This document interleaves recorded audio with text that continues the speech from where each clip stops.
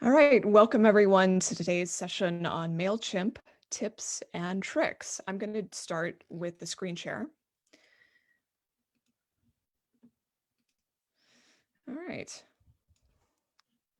So I have been a MailChimp user, gosh, probably closing in on 10 years now. It feels like it's been a long time. Maybe it hasn't quite been 10 years, but it feels like 10 years.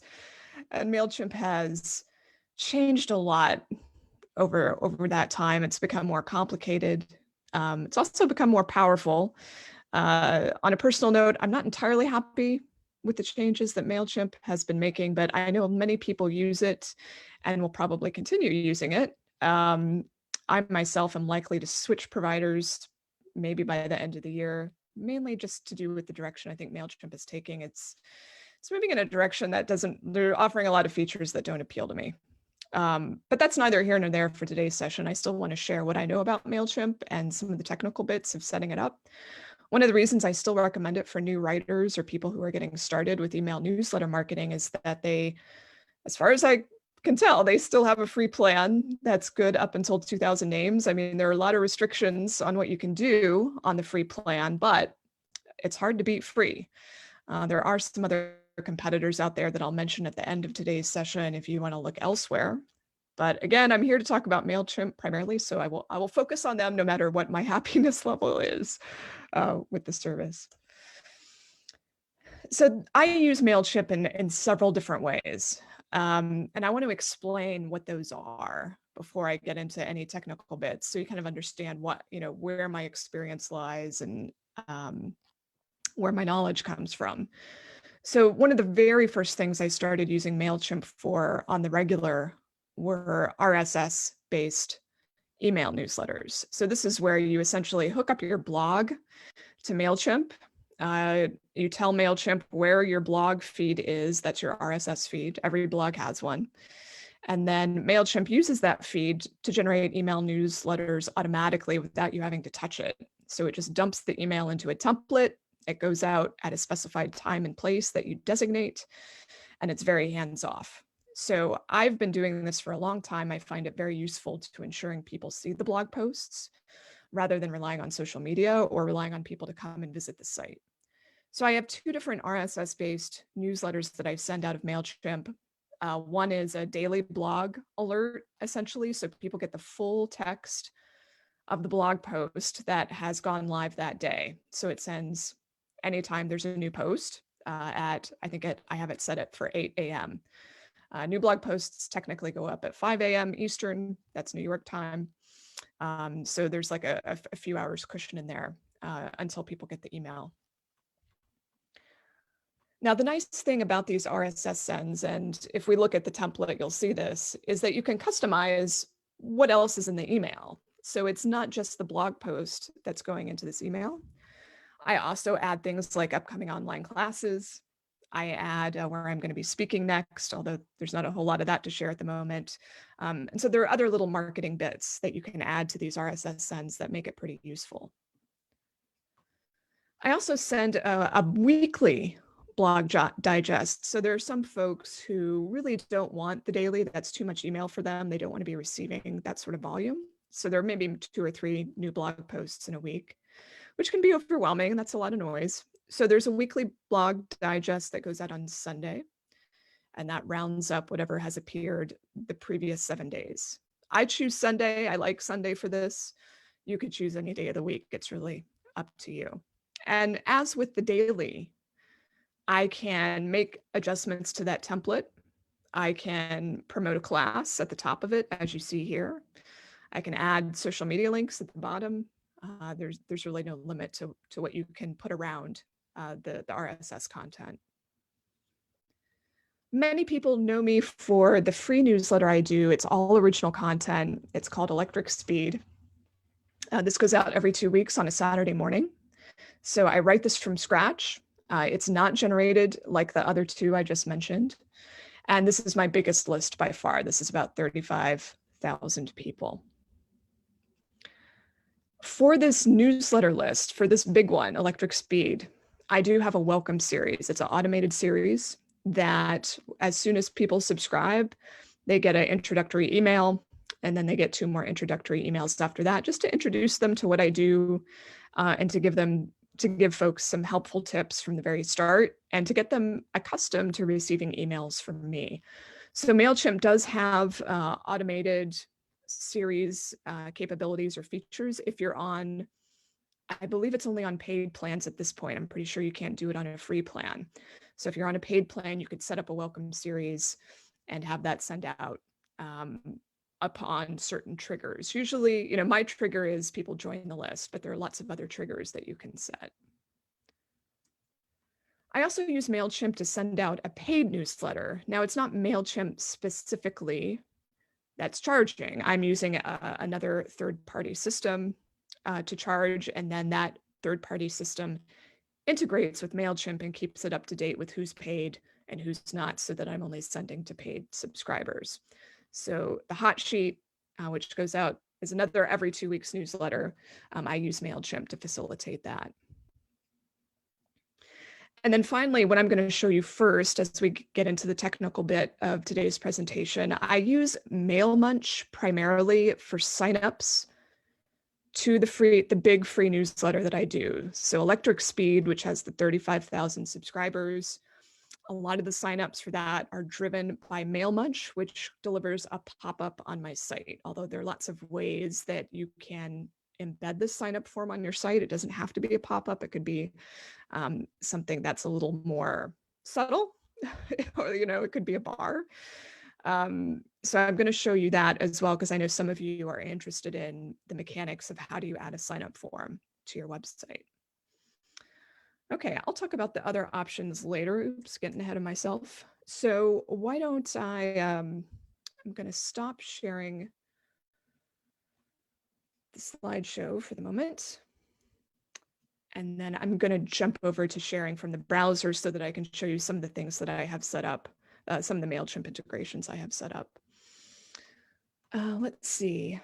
I've already got a couple questions asking about other services. So Christine's wondering about MailerLite and if what I'm going to talk about is going to carry over to that. Unfortunately, I haven't used MailerLite before, so I don't know how much of this is applicable. It's possible that things like MailMunch plug into MailerLite just as they do with MailChimp. I don't see why it wouldn't. So that might apply, but I am really just talking on a technical level about some of the MailChimp features and functionality. So, the user interface, of course, is going to be very different from MailerLite. And I've got a question from David about how MailChimp compares to MailPoet. I'm afraid I'm not a user of MailPoet. I can't tell you what I don't know. And I have an anonymous person asking what I'm switching to and why. I'll address that at the end, so I don't want to get too sidetracked here at the opening about why I'm not going to be using MailChimp in the future, but I will discuss that more at the end.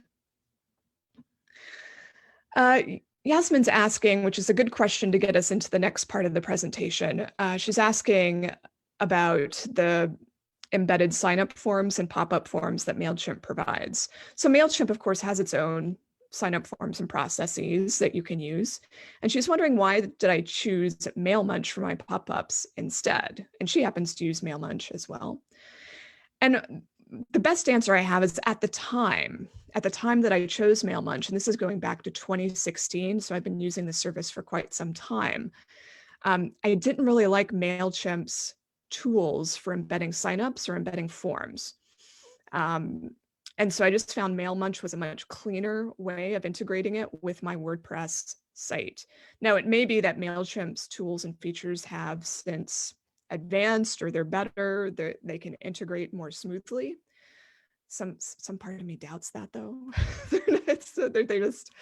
There's something about them that rubs me the wrong way at this point. But I just find MailMunch a little easier to understand. It's not as convoluted, it's very direct, and it's free. I don't pay for MailMunch. So that's the story of how I ended up using this particular tool. Now, for a while, I did embed the forms on my site, but it was just like pulling hair to get them to look good, to get them to have to carry the same aesthetic. And I just felt like, why am I trying to push this when it just seems like so wrong? There are better solutions out there. So let me show you what those are, starting with MailMunch. Okay. So here's MailMunch. I am already logged in to the site, and what you're seeing right now are they call them campaigns. These are sign-up forms. It's showing you the 2 sign-up forms that I have active on my site currently. The popover opt-in form is the big one. That's the one that powers electric speed. And it's the pop-up that appears on my site where you're, given the call to action. And I'll show you what that looks like. I'm gonna need to stop the share in incognito. So let me show you the behavior first. If you go to my website, the pop-up doesn't appear right away. So I can go and, just kind of browse around, look at different things. And, then when I'm done reading or when I'm done reviewing the site, if I go, there's the pop-up. So this is what's called exit intent. My intent was to exit the website, and that's when the pop-up appears. That's the type of pop-up I use. So you can see my call to action here: stay up to date on the best digital tools for writers. And I say every 2 weeks in my email newsletter, I share digital media, enter your email, subscribe to my newsletter. And since I'm on the free version, there's some limitation in how much I can customize things like the fonts, and I have this little promotion here from MailMunch because I'm on the free plan. But overall, this does exactly the job that I want it to. Notice that it's really easy to get out of it. I'm not going to try and trick people into signing up, so people can click off, and they're not going to see that pop up again for, I don't know, like 180 days through a full year. It's a really long time, and I'll show you. All right, so let me pop back over to the other tab. There we go. So this is the pop-in or pop-over that you saw, which I created here in MailMunch. It's a very, very straightforward form. I mean, if you have your own website, this is going to be really simple for you to do. I did use a very particular template, one of their free templates, this one.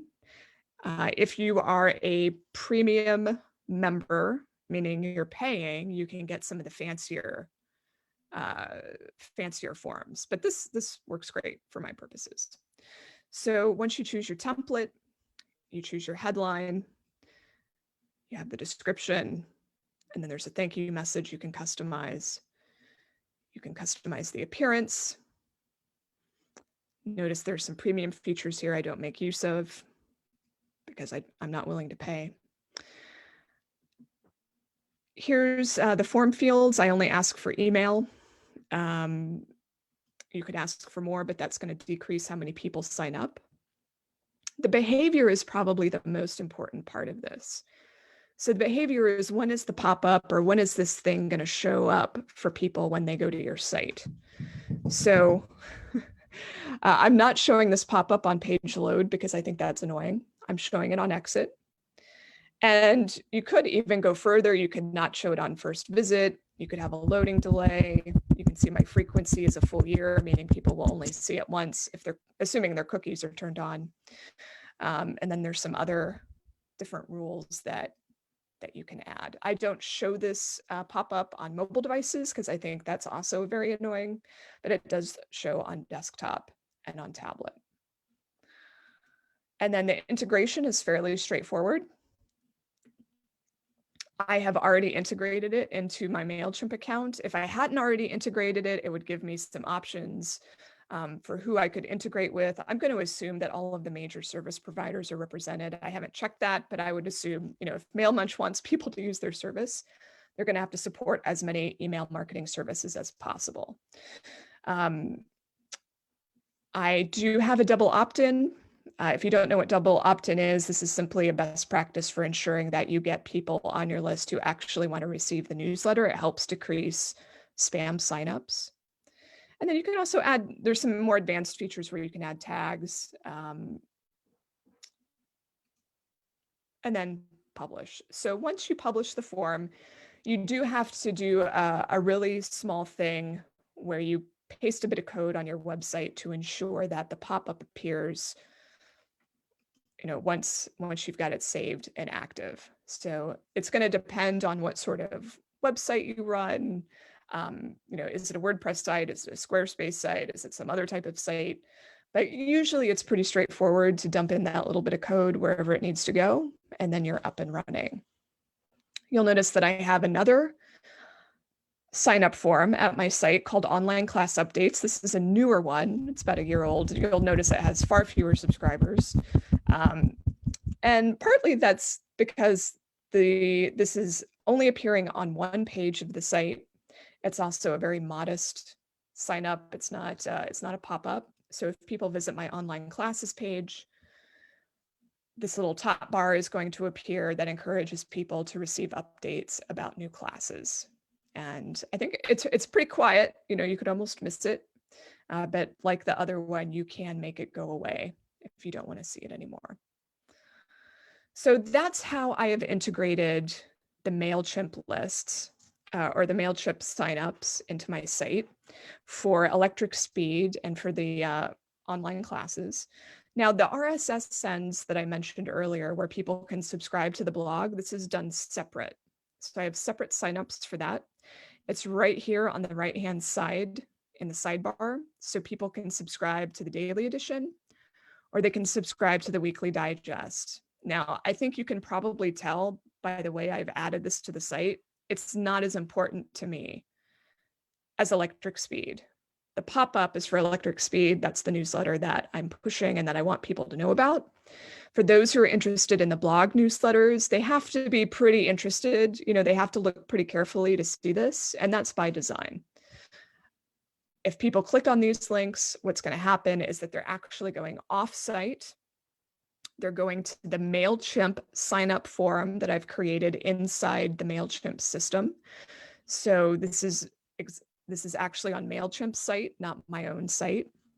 And, the form looks fine. There's no problem. And you can see here, people can choose the daily or the weekly. So these two links that I showed you over here, they actually go to exactly the same form. But it looks like I give people a choice. So that's it. That's it for the MailChimp signups. I'm trying to think if there's anything else about this sign. Oh, yeah, I wanted to show you, I do have a dedicated page at my site that discusses my free newsletters. I rarely send people to this page. I mean, it's there in the navigation. If for some reason I need to use this link to discuss the sort of newsletters that I do, I've got it. But it's rare that I would actually market using this link or this page. But it does summarize the sort of emails that I send and tries to offer a clear explanation. People do get confused with all of the no one should adopt necessarily my approach here, where I've got like 4 different newsletters sending. My business has evolved to this level of complexity. So don't feel like you're doing things wrong because you don't have this number of newsletters. That's just simply where I've ended up. There's a reason for it. But in any event, this is where it's all explained to the extent that people need to understand it.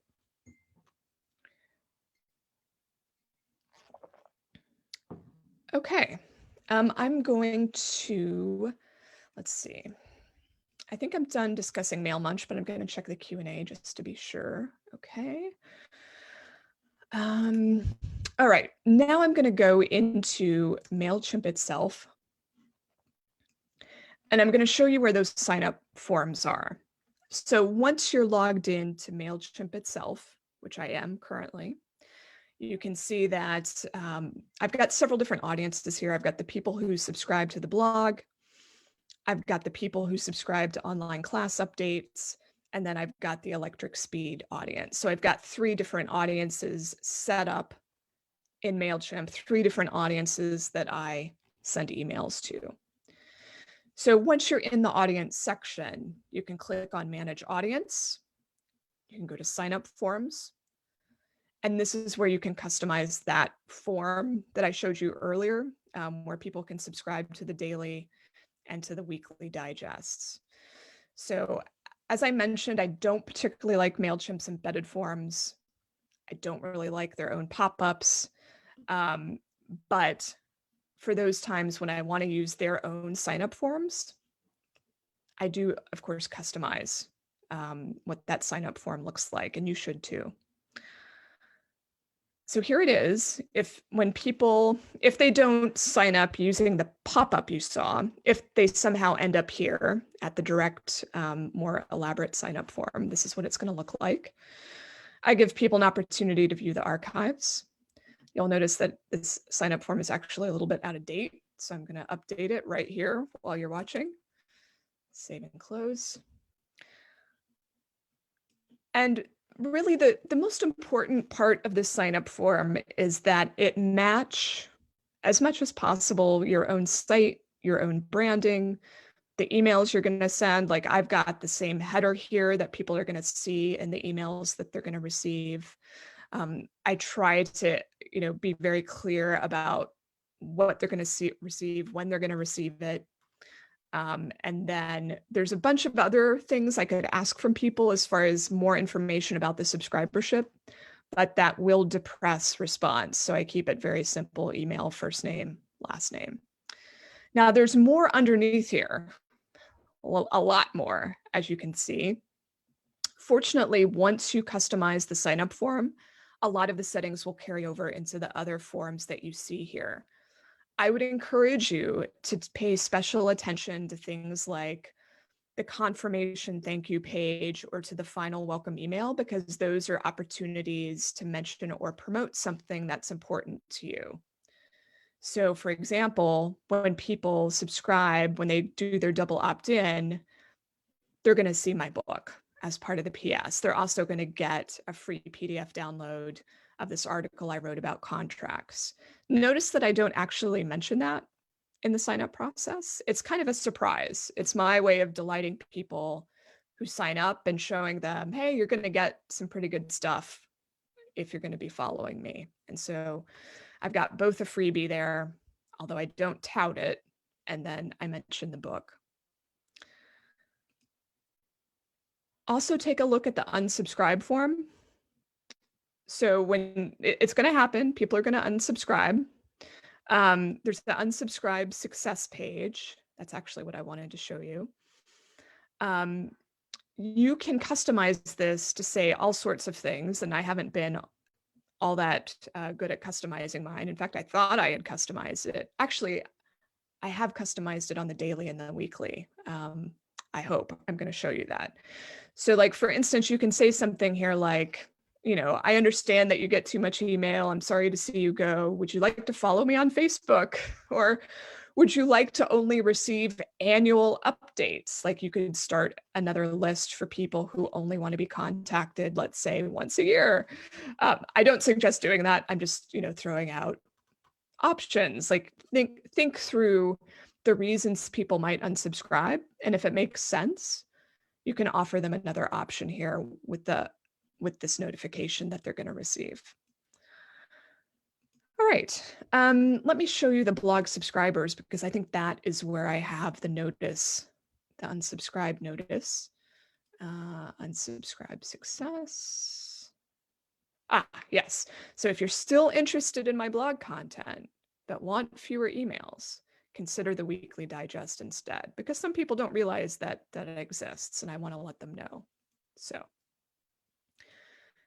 if you're not familiar with all of these different variations of the sign up and the unsubscribe and the so on, definitely take a look. But by far, the most important ones are the sign up form itself, then the confirmation that people receive, and then the unsubscribe confirmation or success page that people receive. There's also something called a campaign archive page, which may be useful to take a look at and share so that people can get a sense of what emails you send before they subscribe. So I make this available to people for electric speed. So you can view the archives here. So if I click on that, I'm linking people to a Mailchimp page once again, and this is automatically generated based on the most recent things I've sent. You can see it goes back quite some time. So people can click in and see those emails and decide if this is something they want to be receiving. So again, that lives here, the campaign archive page. This is the link right here. That's what you would use if you want to let people see the archives. Okay, I see that a few questions came in, so I'm just going to take a brief look. Brenda says, could you mention briefly again why one would have a MailMunch integration instead of just staying with MailChimp? So if the MailChimp tools work nicely with your website, meaning if you use MailChimp sign up pop-up form, if you use their embedded form and it looks good on your website, by all means use it, no problem. It didn't really play that nicely with my website, to be honest, and I just was never happy with how it performed. So I started using MailMunch instead because I just thought I could better fine tune the behavior. It gave me a lot of options for customizing the behavior of the pop-up.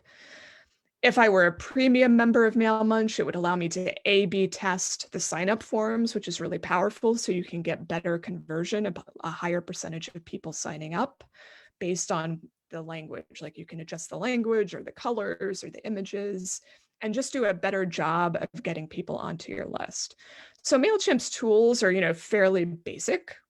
They're not bad, but they're basic and they may or may not play well with whatever website you're using. So MailMunch is my go-to for pop-ups in particular. Okay. Sayward asks, how was I able to have more than 2 audiences with MailChimp on their free plan? It's requiring an upgrade if I want to add additional audiences. Indeed, yes.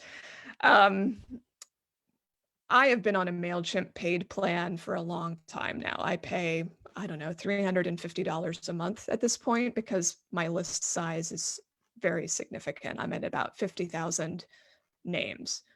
So that costs money. If you're on a free plan under 2,000 names, they're going to have all sorts of limitations. And it sounds like one of those limitations is now having more than 2 audiences. So that sucks. There's really no way around it because it's really good to have segmentation and to be able to be able to market better and to market more powerfully. You need to have as many audiences as you need. So I don't know if MailerLite, which I consider the main competitor to MailChimp, I don't know if they're more permissive. I know that I think they only go up to 1,000 contacts on their free plan last time I checked, but that might be a good trade-off if they allow for more features or functionality in terms of more audiences or more segments, if they allow you to do automations. So there are definitely trade-offs. MailMunch might get you in with the high number of 2,000 free, but they're just really going to limit you on the functionality, unfortunately. And that's happened over time. It didn't used to be that way. They used to be much more permissive and I think nice. And it's just, over time they've gotten much more, they nickel and dime you for everything, I'm sad to say. Christine says, are the please tell us why you unsubscribed options mandatory? I find them annoying, but I couldn't get them off the templates. My impression is that you cannot get those off. And I think part of it is because MailChimp itself is gathering that info. Now, I could be wrong. And if there's someone who knows better than I do about this, please speak up in the chat or in the Q&A. But I think that this is like the default. Here it is. Let's try editing this. Yeah, I don't think it's going to let you. I think part of what MailChimp is doing here, this is speculation. I don't know this for sure. Part of what MailChimp is doing here is they're trying to see if you're getting reported as spam. So if people are checking this option, it's a flag to MailChimp that you might be engaging in practices that aren't above board. So that's my guess at why you can't take that off, but it's just a guess. Carolyn says, I want to leave MailChimp for a new service. Amen. How can I export my MailChimp mailing addresses. It's about 2,000 or 2,500, she says. It's not too difficult. Let's see if I can figure it out here on the fly. Here it is. So if you go to audience, you'll see there's a button here, export audience. Excuse me. It's already exporting. And so that will export as basically a spreadsheet, like an Excel file. And you've now got all of your data that you can import into another service. For those of you who have really significant lists, let's say in the 5 figures, you may find that other services, other competitors to MailChimp are willing to migrate you either for free or for a modest cost. So there are a lot of people trying to poach MailChimp customers at the moment because of all the changes that the company is making, and it's creating a lot of dissatisfaction. So there's a huge burgeoning market right now for people looking to take advantage of MailChimp's failure in this regard. So anyway, there's the export. It's already finished. And that will give you all of the data that MailChimp has stored, and you can take it elsewhere. Alita asks, do you use WordPress or a different platform? And she's just wondering if any website would make using MailChimp easy. If I had to guess, I would say WordPress is probably the easiest way to integrate with MailChimp, only because WordPress has so many different plugins. And there's so many plugins that you can use to help with marketing functionality. And by marketing functionality, I mean, integrating email newsletter signups or tracking leads and things of that nature. So I don't use a MailChimp plugin. I know that one exists, but that would be one way to help facilitate integration. And there are many other plugins that exist that can help facilitate that. There are places like Squarespace, Weebly, Wix. I imagine they have some sort of, like, since this is such a big deal for customers to have email marketing ability, I imagine they have some level of integration with most of the major email marketing services. But WordPress affords you the best customization and the most ways to integrate, whether that's using the service itself, like going straight to them and creating that connection, or using a third-party service like MailMunch. So I hope that makes sense. I see that Carolyn's joking that she'd be happy to let me try sending my 37,000 names to her to see if it would work. Yes, indeed. There's one more thing I want to show you on a technical basis with MailChimp that a lot of people don't bother doing, that I think is well worth your time. And that's creating a template. So, most people, when they start sending a newsletter, they might just click on create a campaign, or they might just replicate an older campaign and start from there. It's actually really worth your time to create an email template instead that has all of your style guidelines and fonts and like all of the stuff that matches your aesthetic ready to go. So you can see here, I have an Electric Speed 2018 template that was last touched 3 years ago. Do as I say, not as I do. But let's take a peek at this and see what's in here. Okay. So this template is really simple, but it does have some of the hallmarks of the emails I send, which is it's got, the customized header. It's got the Georgia font that I use pretty much across my website and emails. And it's got the spacing and the white background. So how does this get adjusted? It mainly happens through the style menu over here. So if you go to style and you go to page, you can adjust the background color. Let's say I'm going to change it to white. Now it's white. No border. You can see I've got the heading fonts here at Georgia. There's the heading 2s, heading 3s, and so on. I'm going to save that. And now there's the pre-header section. The pre-header refers to this little spot up here, like if you email in the browser. Some people put little Easter eggs up here, like little funny things, little bits of text. I don't, but that's the pre-header. The header is it? No, what? I think the header is like, I think this area right here. Sometimes I forget exactly what all of these correspond to because I don't use them all. But in any event, I think it's this portion, and mine's all an image, so it doesn't really get used that much. There's the body, which is the body of the email. And here's where you'll want to pay attention to what the body text is. For some reason, that's set on Arial, which is really strange because it shows Georgia. Let's just change that to Georgia. And then the body link, you'll notice this is referring to the link color. And I see a lot of emails out there that are kind of the default MailChimp blue. I can tell they haven't touched their template because the link color is the same as the default. So at the very least, go in and change that link color to something that makes sense for you and then something that also shows up better. Save that. Then we've got the footer, which is everything down here. Notice it's all in Arial. It says Arial. And then there are mobile styles, which I won't get into. That's a little bit more complicated. And then the referral badge. If you're on a free plan, you have to include the referral badge. If you're on a paid plan, then you can decide. So make sure you adjust these styles, save the template, and then you can reuse that template again and again and ensure that you have consistency across all of the messages that you're sending. Now for the blocks, when you're building out your email, I want to give you one or two tips, really quite important for ensuring that your emails are as readable as possible, no matter where they land. Like if they're in someone's Gmail or on someone's phone and the images don't load, you want to have the best presentation possible, no matter how those emails are getting received.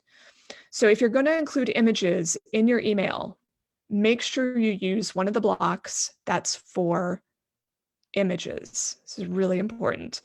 If you just go into this text block, this is a plain old text block, and I go in here and I just add an image like this. Let's say I'm going to add that. Save and insert. Notice how things go out of whack immediately. I mean, it's bad. It's really bad. And I see this mistake getting made a lot. So let's get that out of there if I can. Whew, that was stressful. Okay. Instead of adding images willy-nilly like that, where who knows what will happen, add it like this. Take an image block and drag it over.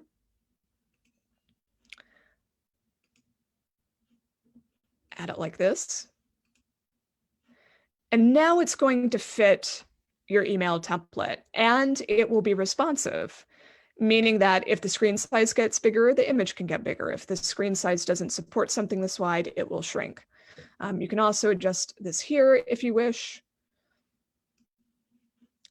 But by and large, the reason for doing this is to ensure that your images do not totally screw up your good intentions and your email formatting. Now, if you want to combine images and text, then you should use this image plus text or this image card. It's essentially the same thing. So you can drop the block in here. And you have a lot of options for this. So you can have the image sitting on the left, on the right, on the top, on the bottom. You can also change the alignment. So this is also quite useful. You can also add to how many images you're going to have. So if you have a more magazine style presentation that you're interested in, take advantage of these image plus text blocks. It will improve the presentation so dramatically than just dropping images in willy-nilly into a text block. I hope that made sense. The other thing I'll mention is that if you have a really important call to action, don't use an image for it because the images might not load. Instead, consider a button. So buttons will always load. They're not images. And you can have a link that embeds right in there. And you can also adjust the styles so that it appears however you want it to appear. I like full width buttons. That's just my preference. You can also change whether it's going to be an outline sort of style or if it's going to have a flood of color. Let's change. We need to change the text there. And I want a border. Let's say I want a groove border with rounded corners, 6 pixels. So there we go. So lots of choices with the buttons, and those are really nice for when you've got a book you want people to buy or a special download or something that it's juicy and you want people to click. Again, they will always load even if the images don't load. Okay, so I'm going to check the questions here. Alita asks if I write all of this content or do I sometimes subcontract to other writers? So for the newsletters that are original, whether that's the Hot Sheet newsletter or the Electric Speed newsletter, that by and large is all original stuff that I've written, although occasionally I have a freelance writer who contributes to Hot Sheet. The daily blog digest and anything that appears on my blog, most of the time, those are actually guest contributors. So I'll just go to my website here and give you a glance. If we go into the blog archive, let's see. This post is a Q&A that I did, but everything else that you're currently seeing is not written by me. It's from a contributor until we get to this point. And then we have a series of posts that I wrote. If you're curious about guest posts at my site, you can go to the category guest post, and it will filter down to all of the posts that were written by a guest. So all of the folks who contribute do get their byline. And when that email sends out from MailChimp, it includes their name. So let me show you, because this is a pretty cool feature. Let's get into, let's save and exit from here. And let me show you what the template looks like for an RSS campaign. So I'm going to go back to all campaigns. I'm going to switch to the blog subscribers. And let's go to ongoing. Here it is. So you'll notice that these are RSS campaigns that are currently active. They're currently sending. I'm going to go into, let's see what it's going to show me here when I click in. Nope, that's not what I want. Let's pause it.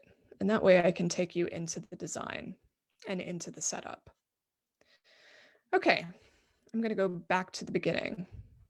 So here's the RSS feed that it's pulling from. It's pulling from my blog at janefriedman.com. If you're using WordPress, your blog feed is probably just like this, only it's your domain name right there and then the word feed after it. I'm telling WordPress when I want it to send, 8 a.m. Now we'll go to recipients.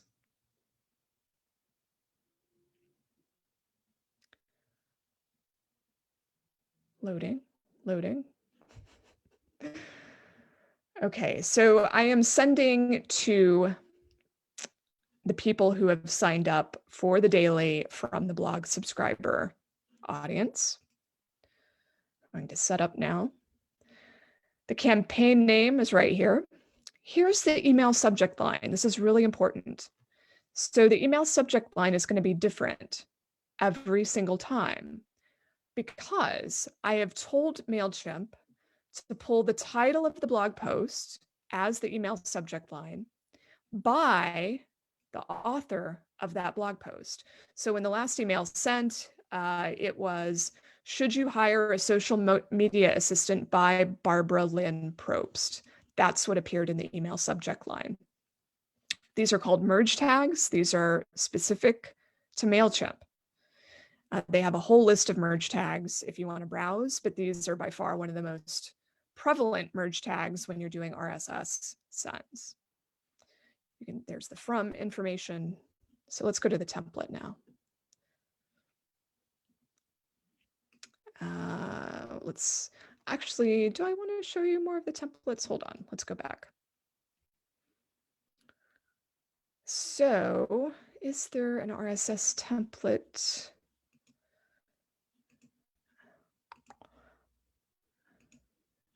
Actually not seeing an RSS template. For some reason, I thought they used to have one. It's possible they still do, and I don't know, I'm somehow missing that. Or is it under campaigns? I think like if you create a new campaign, I'm pretty sure one of the options is RSS campaign, and it will have something with some of the basic setup in there. I hope I'm guiding you correctly there, but let's go ahead and look at the actual design that I have. And this was started using one of MailChimp's own templates. So we've got my site header up here. This is a little marketing box that I added. Latest blog post at janefriedman.com. And these are all the merge tags. So we've got the title of the blog post by such and such author. I've got the full content here in the email, and then some Twitter sharing and like buttons, and then a list of the recent blog posts with upcoming online classes at the end. So all of this, as you can see, is customizable. I don't mess with it much. Obviously, I need to keep things updated as far as what classes are coming up, but otherwise this always stays the same. And then we'll confirm.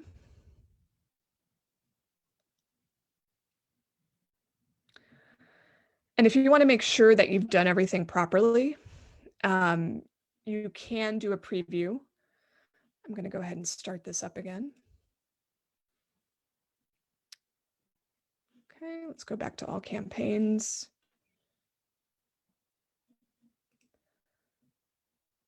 Okay, so if you do a view email here while the campaign is in progress or sending or turned on, it's going to pull the last item in your RSS feed. So as I showed you, this was the last item. This went up on Thursday.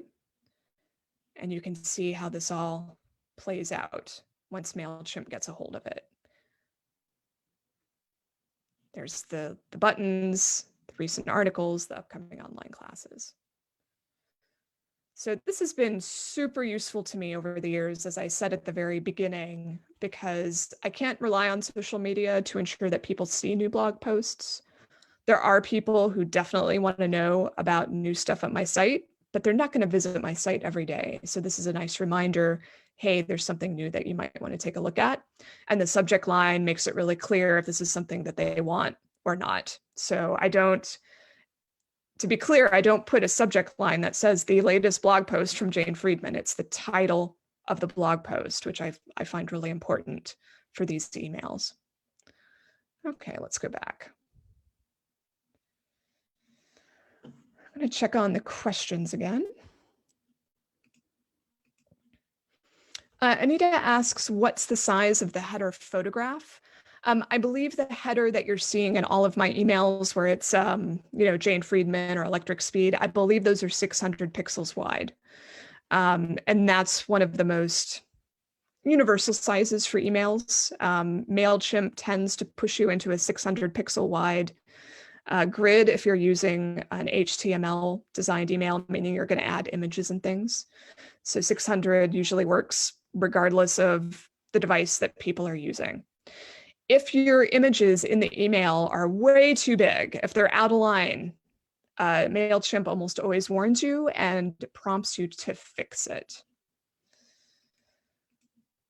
And then Anita wonders if you can do these options with the free version. I'm not entirely sure if RSS capability is available with the free plan. If anyone happens to know that, please jump into the chat or into the Q&A and let me know.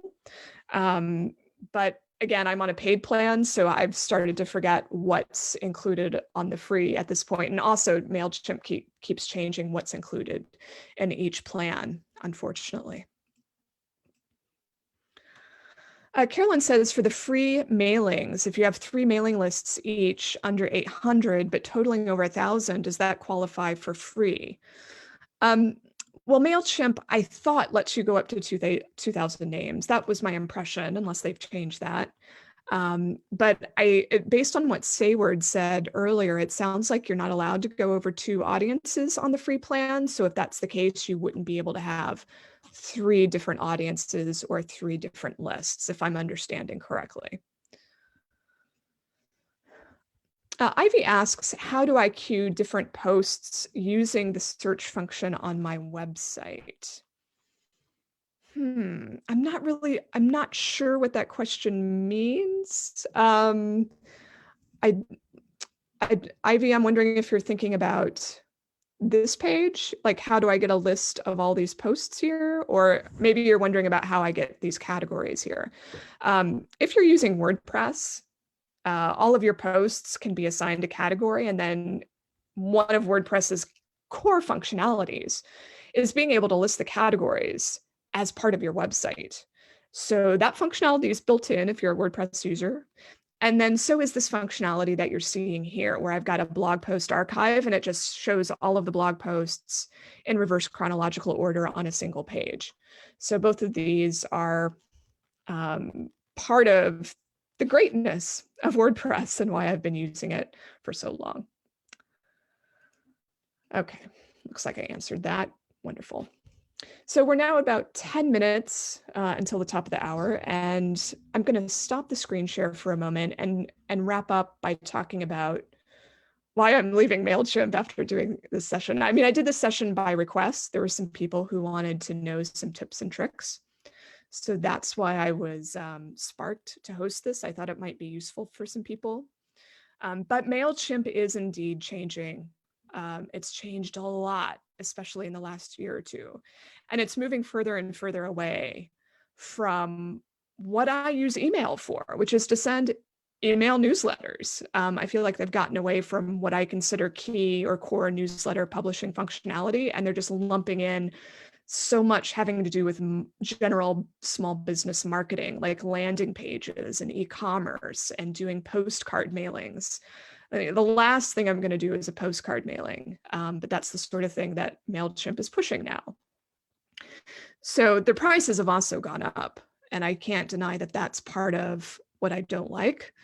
If the prices were staying the same, well, I might stay on longer, but they've increased about $100 over the past year for this functionality that I'm using. So they're forcing me to upgrade and pay for the same functionality that I had years ago, pay more for the same functionality. So the service I'm thinking of switching to is ActiveCampaign. And I haven't made the switch yet. I still need to do a little bit more research. But I feel like ActiveCampaign on the cheapest plan is providing me the functionality I need, which is to send emails. I don't need all of that other marketing crap. To be very blunt, I don't need all of the landing pages and the e-commerce and the chat on my website and all of these things that just are meaningless to me. So it's actually hard to find an email marketing service that just focuses on email. I think MailerLite is one, and I have considered MailerLite, but I'm just a little iffy on their deliverability, and I know they've had some system outages, and so it just makes me a little anxious. But I have nothing against the company.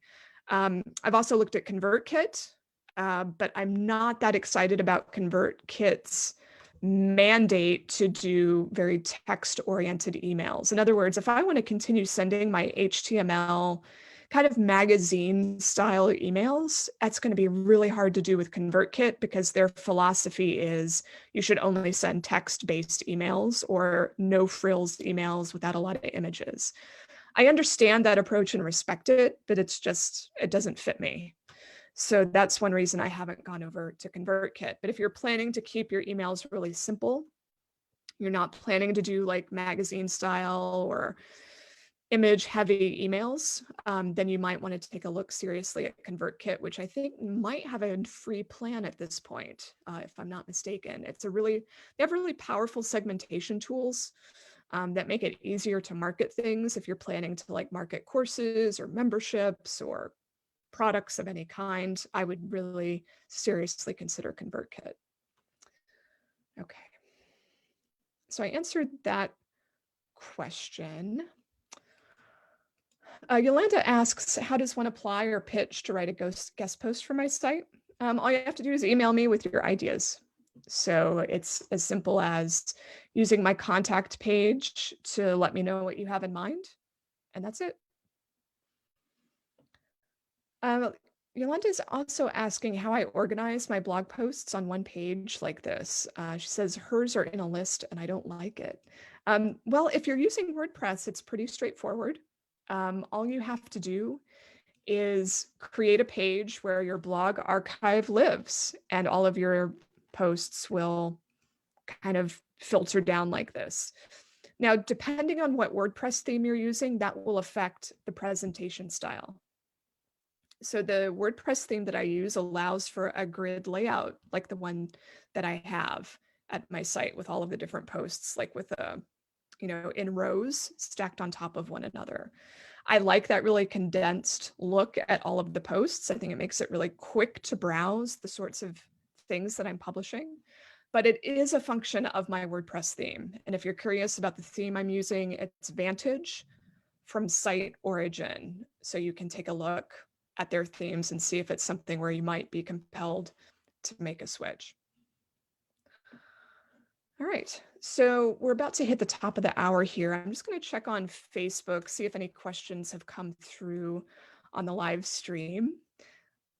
And give me just a second.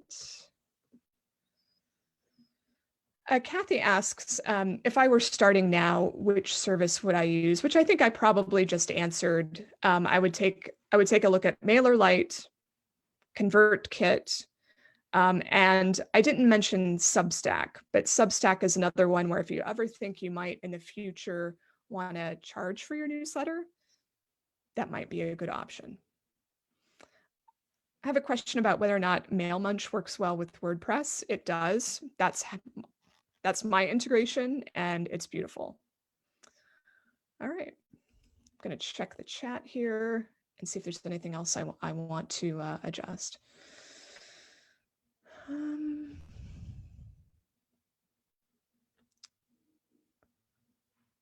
Oh, Yolanda mentions that ConvertKit does have a free plan, but the segmentation is still paid. So that's really good to know, because I find that always kind of disappointing or frustrating when you get lured in by the free plans and they don't give you really what can be special about that service. So when you get hobbled like that, sometimes I wonder, well, what's the point if you're not going to let me see what you can do? If you're not going to like help me grow or help me really harness the power of the system.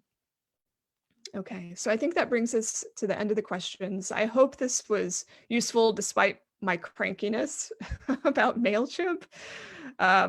Certainly, I think you're going to hear more about my switch in the new year. I'll probably end up doing a sermon about what that switch was like, if there were any regrets, and so on. So stay tuned for more. And I do have a new sermon in about 3 weeks. Let me just do a quick screen share to talk about that quickly. So my next sermon is going to be at the end of November after Thanksgiving. It's going to be on my history of public speaking. So I've been speaking at conferences and doing workshops, both free and paid, since 2001. So it's been about 20 years now that I've been active on the speaking circuit, and I have learned a few things. So I'm going to share those learnings in the next sermon. Again, that's on November 29th. And then, of course, there are paid courses going on through the end of the year. You can find out more at my website under the online classes tab. My next class is Will Your Nonfiction Book Sell? That's going to be on Thursday. So thank you again, everyone, for coming. I hope you have a wonderful weekend and get out there and vote if you haven't already. Bye-bye.